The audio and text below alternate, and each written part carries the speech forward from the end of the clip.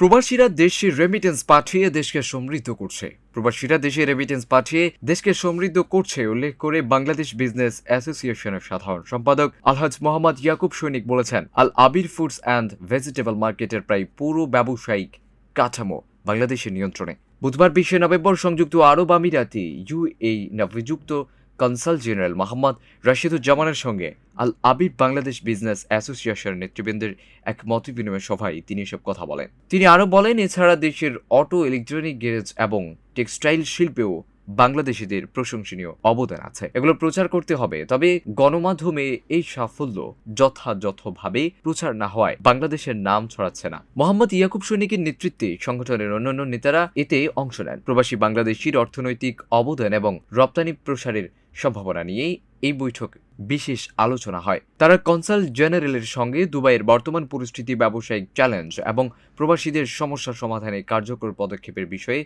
তাদের মতামত তুলে ধরেন। এ সময় দেশের সঙ্গে আমিরাতের বাণিজ্য সম্প্রসারণে সমুদ্রপথে দুবাইয়ের পণ্য রপ্তানির আহ্বান জানানো হয়। নিউজ ডেস্ক, মিহিরুল মিরাজ, ভোরের আকাশ।